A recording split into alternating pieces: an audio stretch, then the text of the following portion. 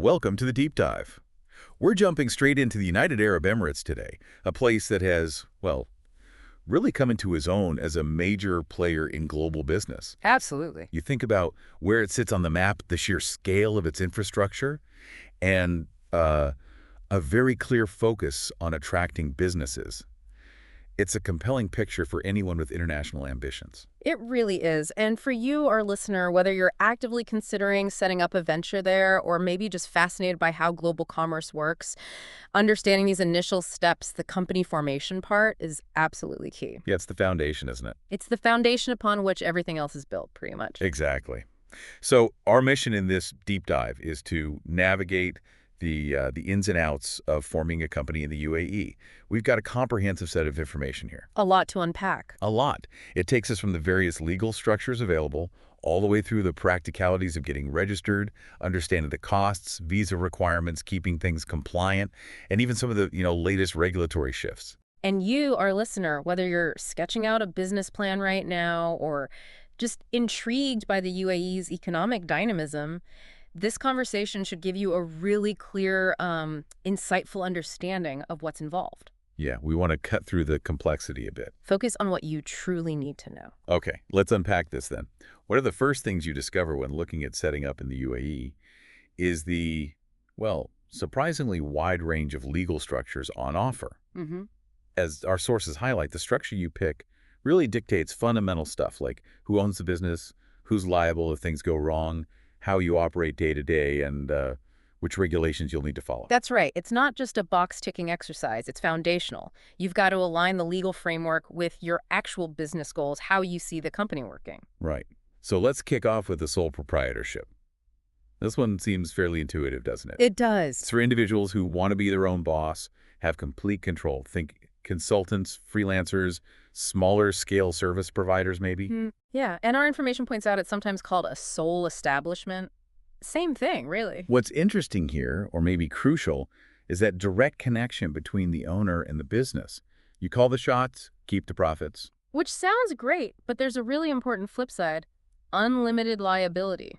Ah, the catch. Exactly. If your business racks up debt, your personal assets, your house, your savings are potentially on the line, it's a huge factor to weigh against the simplicity. Definitely a big one. And for foreign nationals looking at this, specifically on the mainland, there's a little twist, right? It usually applies to professional licenses. That's generally right, yeah. And you'll typically need to bring in what's called a local service agent, or LSA. Right, the LSA. Precisely. Now, this LSA, their job is basically to help with the licensing, navigating government stuff, but, and this is key, they don't own any part of your business. So no equity stake. None. It's a mechanism, really, that allows foreign professionals to operate, especially in service fields. But it's not the same as, say, full commercial ownership. Got it. Okay, now let's move on to what seems to be the most common structure, especially for businesses wanting to sell within the UAE itself, the limited liability company, the LLC. Yes, the LLC. Very prevalent. Our sources indicate this is the go-to if you're targeting the local UAE market. And you need at least 2 shareholders to set one up. And the big clue is in the name, right? Limited liability. Exactly. That's the real draw. Your personal assets are generally shielded from the company's debts and obligations. Usually, your liability is limited to how much you've invested in the company. So a safety net compared to the sole proprietorship. A significant one, yes. Which is why it's such a popular choice for onshore businesses. And this area, LLCs, has seen some massive changes recently, hasn't it? Huge changes. Our information flags these amendments to the Commercial Companies Law, now allowing 100% foreign ownership for, like, most activities. That's right. For a vast majority of sectors now, it's a major shift from the old system, where you almost always needed a UAE national to own at least 51%.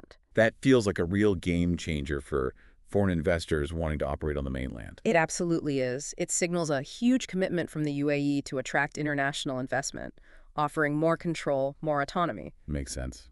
And it's capped at 50 shareholders, I see. So still pretty versatile. Yeah, it covers a wide range of business sizes. This shift, it's not just about ownership rules. It suggests the economy is maturing, moving away from needing that local sponsor towards directly competing for global business and talent. Interesting perspective. Could lead to more innovation setting up onshore, maybe. Potentially, yes. More specialized industries might find it more attractive now. Okay, next up, the Public Joint Stock Company, or PJSC. This sounds bigger. Definitely bigger league. Suitable for large enterprises where the capital is raised by selling shares to the public. And liability is limited here, too. Yes, limited to the extent of your shareholding, but the scale is different. You need at least 10 founding members, and the minimum capital needed is substantial AED 10 million in Dubai, for example. Wow. And there are rules about local involvement, too. Typically, the chairman and a majority of directors have to be UAE nationals, holding at least 51% of the shares collectively. So significant local participation at the top. And the key feature is that the shares are publicly traded on an exchange. Exactly. That's how they access large amounts of capital. Think big sectors like banking, finance, insurance. Those are common examples our sources give. So probably not the starting point for most startups. Almost certainly not. The complexity, the capital, the regulatory burden. It's designed for established, large-scale organizations aiming for public funds. Then we have the private joint stock company, PRJSC. Sounds similar, but Yeah. private. Spot on. Similar structure to a PJSC, but for larger private ventures. Crucially, they don't offer shares to the general public. Ownership might involve non-governmental organizations, for instance. And the entry requirements are a bit lower. Somewhat lower, yes. Minimum of 3 participants, and the capital requirement is less, like AED 2 million in Dubai. It offers more flexibility for big private investments where founders want to keep tighter control. And our sources mentioned they can potentially convert to a PJSC later on. That's often a possibility, yeah. If the business grows and decides it needs public funding down the line, it's a sort of middle ground. Okay, now let's dive into free zones. This is where you hear about FCC, FZE, FCLLC. Sounds like alphabet soup sometimes. Ha! It can feel like that. But the core idea is pretty clear. Free zones are specific geographic areas in the UAE. Designated zones. Exactly. And they operate under their own rules and regulations set by their own free zone authority, the big attraction. Usually it's the package of incentives aimed squarely at foreign investors. Like 100% foreign ownership, that's the headline benefit, right? That's typically the main draw, yes. Along with potential tax advantages, which we'll get into. Our info breaks down the acronyms a bit. FZLLC is often an independent entity allowing full foreign ownership. FZE usually means a single shareholder. Correct. FCE for a free zone establishment, typically one owner, and FCC, free zone company, or sometimes just another FCLLC, accommodates multiple shareholders. But there's usually a key condition, isn't there, about where you can operate? Yes, that's critical. Generally, your operations are restricted to within that specific free zone's boundaries, or you operate internationally. Direct trading within the UAE mainland outside the zone often needs a local distributor or agent. So not quite free reign across the whole country. Not usually, no. That's the trade-off for the ownership and potential tax benefits. Free zones are super appealing for export-focused businesses or companies in industries that match a specific zone's focus, like media, tech, logistics, etc. Gotcha. Okay, moving on to a branch office. This is when an existing foreign company wants a presence, but maybe not a whole new separate company. Exactly. It's essentially an extension of the parent company, operating under the parent's name and license, but in the UAE. Do they need a local partner? You need a local service agent, similar to the sole proprietorship for foreigners, but not a local sponsor holding shares. The parent company back home remains 100% responsible for all the branch's financial and legal stuff. And the activities are usually the same as the parent. Generally, yes. The branch mirrors the parent's activities, though our sources note manufacturing might sometimes be restricted. It's a direct route for established international firms to test or enter the UAE market. And then there's the representative office. Sounds even more limited. It is. Its purpose, according to our sources, is really just promotional. Promoting the parent company's products or services, maybe facilitating contract signings. But they can't actually do business, like make sales or generate revenue in the UAE. Correct. That's the crucial point. No direct commercial activities, no profit generation within the UAE is allowed for a rep office. Needs an LSA too. Yes, similar to a branch. But because it's not generating profit locally, the liability exposure is considered more limited. It's often seen as a cost-effective way to do market research, build contacts, test the waters before a bigger commitment. Makes sense. Okay, wow, covering a lot of ground. Next. The civil company. This one sounds specific. It is. Our sources say this structure is specifically for professional businesses. Think consultants, engineers, lawyers, architects. Professionals offering expertise. Exactly. And a key advantage here is that the partners are the sole owners and allows for 100% foreign ownership. Ah, Another route to full foreign ownership. And they can access the local UAE market. Yes, full access to the local market. But, like some others, it requires a local service agent to help with the licensing and admin. Okay, then we have the partnership company. Pretty self-explanatory. Fairly. Two or more people pooling resources, sharing risks, profits, losses. Our info mentions you can have general or limited partnership structures. Which affects liability, I assume. Precisely. Different levels of liability, depending on the structure. Think traditional partnerships like law firms, medical practices, maybe real estate or accounting firms. Benefit is pooled resources, but you really need to agree on liability and decision-making up front. Absolutely critical in a partnership. Clear agreements are essential. And finally, the holding company. This one seems straightforward too. It just holds things. Basically, yes. Its main purpose is to hold shares in other companies, its subsidiaries. Can it be set up anywhere? Mainland or free zone? Either, yes. It can be incorporated in the mainland or free zone, often used for strategic investment, managing a group of companies, sometimes for tax planning reasons. Okay, deep breath. We've gone through a whole menu of legal structures. Quite the list. Now, a really critical fork in the road for anyone setting up, mainland or free zone. Our info really breaks down the key differences here. And it is a pivotal choice. It impacts operations, ownership, regulations, pretty much everything. Let's start with regulations. How do they differ? Big difference. Mainland companies fall under the Department of Economic Development, the DED, in whichever emirate they're in, plus federal UAE commercial laws. So emirate level and federal laws. Right. Free zones, though, each have their own independent free zone authority, or FZA. And that FZA makes and enforces its own rules, and the rules can vary quite a bit from one zone to another. So choosing a free zone isn't just about location, it's about choosing a specific regulatory environment. Exactly. You need to understand the rules of that particular zone. And ownership rules. We touched on this, but it's worth nailing down. Key difference. Mainland, as we said, now allows 100% foreign ownership for most activities, which is huge. But some strategic sectors might still require an Emirati partner. Whereas free zones. Free zones almost always offer 100% foreign ownership right from the start.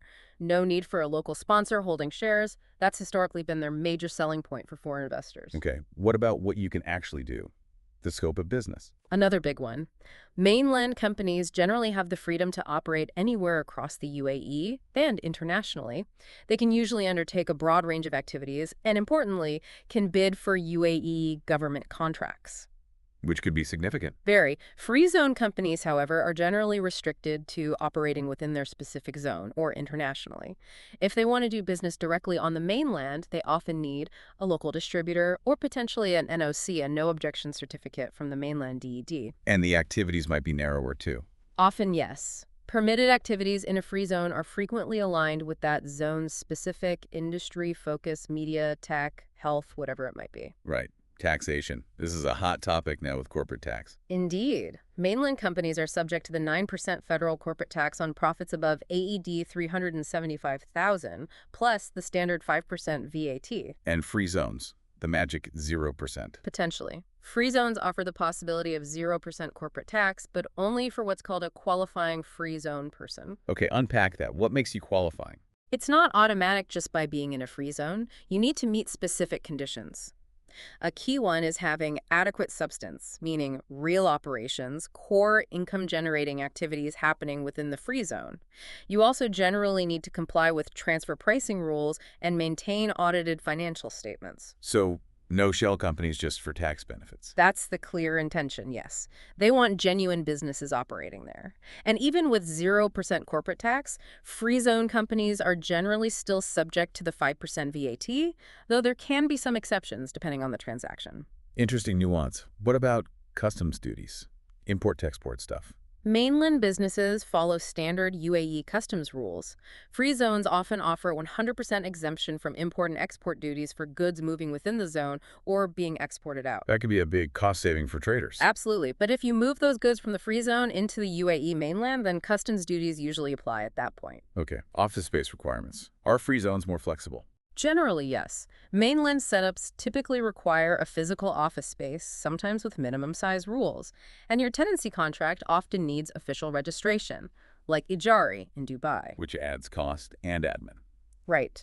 Free zones often provide more options, virtual offices, flexi desks, shared spaces, which can be great for startups or businesses that don't need a large physical footprint initially. Lower overheads to start. Makes sense. How about visas for employees? Another difference, mainland companies don't usually have inherent limits on the number of visas, though eligibility is often linked to the size of your office space. Mhm. Bigger office, potentially more visas. And free zones. Free zones typically have visa quotas, say 1 to 6 visas initially, maybe more depending on the package you buy or the office space you lease. The number is usually linked to the free zone's own rules. So if you plan on hiring a lot of people quickly, that's a key consideration. Definitely. You need to check the visa allocation for your chosen zone or mainland setup. And finally, audit requirements. Mainland companies generally need an annual audit. Free zones, it varies. Some require it for license renewal, others might not explicitly, BUT.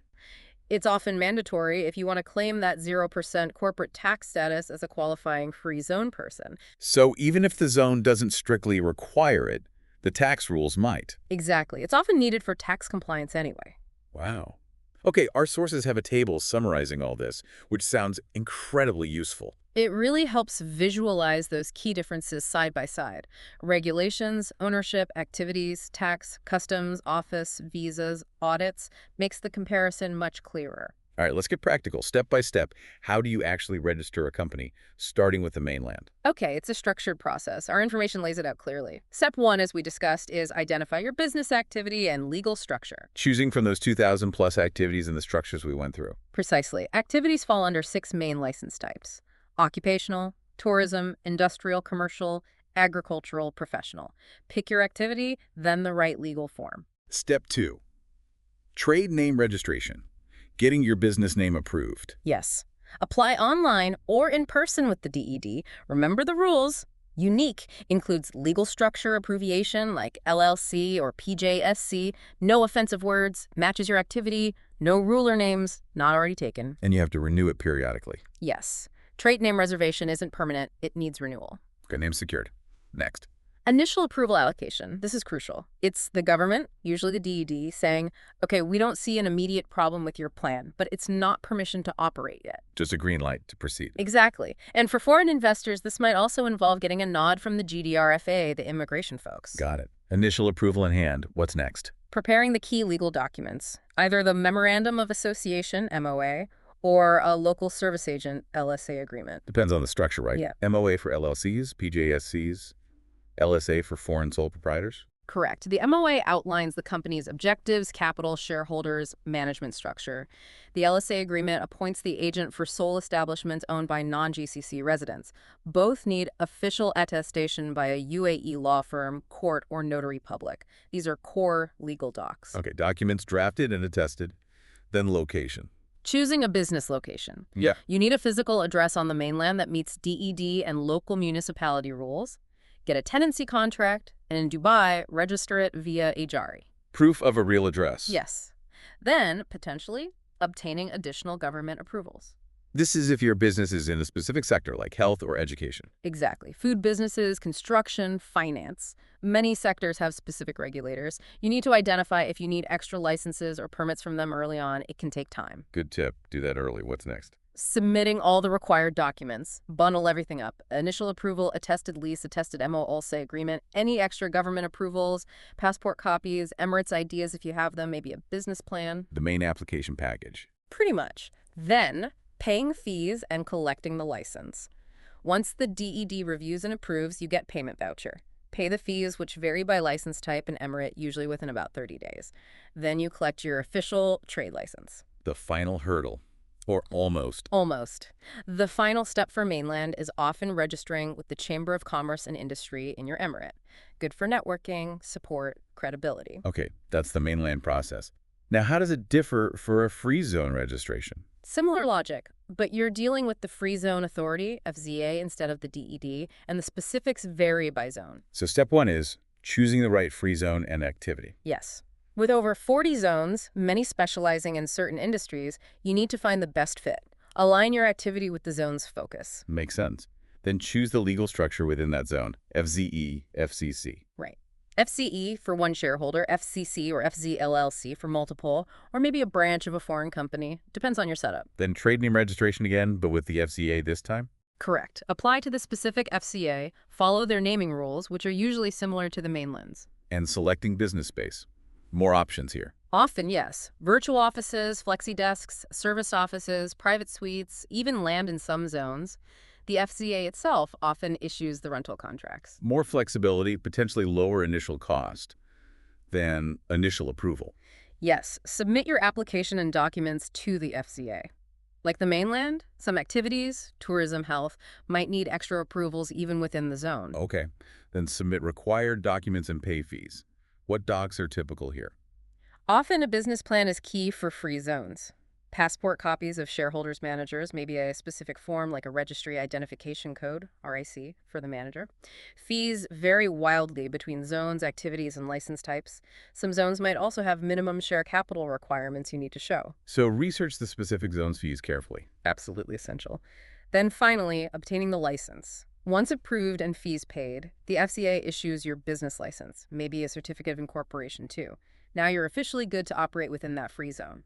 Okay, clear process for both. Let's talk documents in a bit more detail. Our info breaks them down by general and specific needs. Yeah, that's helpful.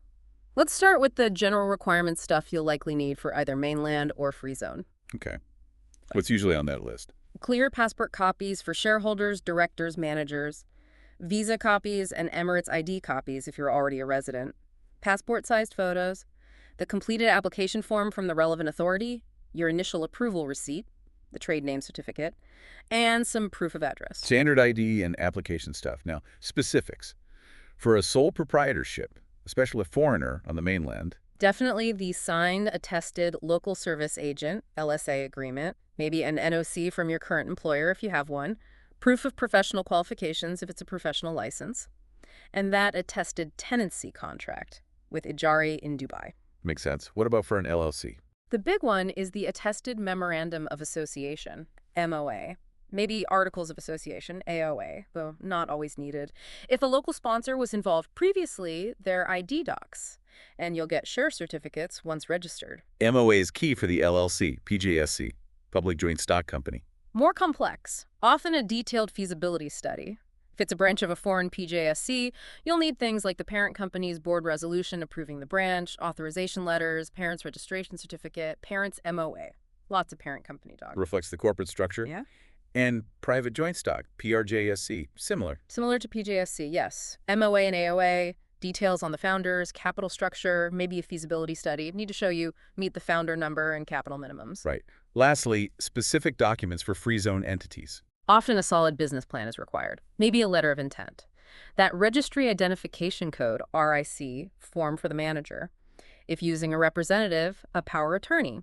If setting up a branch of a foreign company, you'll need original incorporation docs or a certificate of good standing from the parent. Maybe shareholder agreements too. Depends on the zone and structure. Okay, comprehensive list. Let's talk money, costs. Our info stresses variability around. Hugely variable. Depends on mainland versus free zone, the specific emirate or zone, your legal structure, your business activity. Many factors. But what are the main cost categories people should budget for? Okay, you've got registration fees, licensing fees, often annual, office space costs rent or maybe purchase, visa application costs per person, professional fees if you hire consultants or lawyers, and other potential expenses like trade name fees, document attestation costs, maybe setting up a corporate bank account. Our info gives some ballpark estimates in a table. License fees. Mainland AED 10K, 20K, free zone 5K up to maybe 50K. That's a big range for free zones. It really is. Reflects the huge variety in free zone offerings and target markets. Some are very budget-focused, others premium. Office space estimates. Mainland 15K plus annually, free zone 10K plus annually. Again, starting points. Very much starting points. Location, size, type of space dramatically affect this. Visa costs. Around 3K to 7K per visa, similar for both. Roughly in the same ballpark, yeah. Registration fees, mainland seems lower, 1K, 7K. Free zone higher, 9K, 10K. That's what the estimates suggest, but again, varies by specific zone. Sometimes registration fees are bundled into packages and free zones. And professional fees and other expenses are just listed as variable. Because they truly are. Depends entirely on who you hire and what extra services or attestations you need. So the takeaway is, these numbers are rough guides. Get specific quotes for your situation. Absolutely. Essential for accurate budgeting. Don't rely solely on generic estimates. Totally agree. Okay, visas, a huge topic for foreign investors and employees. Let's break down the requirements. Right. The UAE has several visa routes. For investors, there's the standard investor visa, usually 2 years, linked to setting up your company or a certain investment level. Then the big one, Yeah. the golden visa. Yes, the golden visa. Long term, typically 10 years. For significant investments like AE 2 million in real estate or specific public investment funds. There's also a 2-year visa if you own property worth at least AED 750,000. And the specifics vary. Documentation, thresholds. They do, depending on the visa type and whether you're mainland or free zone based. For free zone investors, simply establishing the business is often the main trigger for visa eligibility. Okay, what about regular employees? Employment visas. Standard work visa is employer-sponsored, usually 2-3 years, needs a valid passport, 6+ months validity, a job offer, passing the UAE medical test, and getting an Emirates ID. Pretty standard sponsorship process. What about the green visa? The green visa is newer, offers 5-year residency. It's aimed at skilled employees, freelancers, and investors who meet specific criteria like having a degree or specialized diploma and a certain minimum income. More flexibility than standard employer sponsorship. And for free zone employees, the free zone company sponsors them. Correct. But remember, those potential visa quotas in free zones often linked to office space. Right. What about bringing family? Spouses, kids? Generally, yes. If you hold a valid UAE residence visa, investor or employee, you can usually sponsor your spouse and children, sometimes parents too. But you need to meet criteria like a minimum salary, prove the relationship, marriage birth certificates, and get health insurance for them. Standard family reunification requirements. And there have been recent updates to visa rules. Yes, the UAE is constantly tweaking things. Longer validity periods for some visas, simpler processes, more flexibility for part-time or freelance work. There's also the mission visa for short-term work or probation periods, and that new 14-day visa on arrival for eligible Indian nationals under certain conditions. So things are becoming more flexible, generally. That seems to be the trend, yeah. Attracting and retaining talent is key. Okay, company formed, visas sorted. Now, staying compliant. This is crucial, right?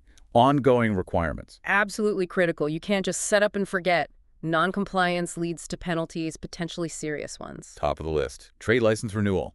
What's annual? Annual, yes. For both mainland via DED and free zones via the FCA, you need updated docs, usually your valid tenancy contract with Jari for mainland Dubai, your old license copy, the renewal form, and pay the fees. Don't miss the deadline. Definitely not. There might be a short grace period, but then fines kick in and operations could be suspended. It's non-negotiable. Okay.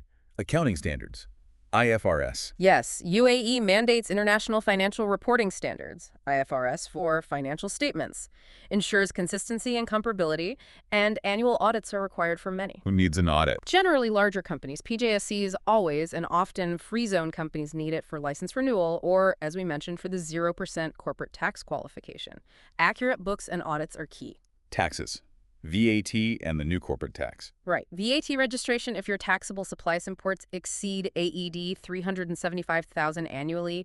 Regular filing is required. And now, federal corporate tax. Mandatory registration for all businesses. Even if you expect to be below the profit threshold. Yes, registration is mandatory. The tax itself is 9% on taxable income above AED 375,000.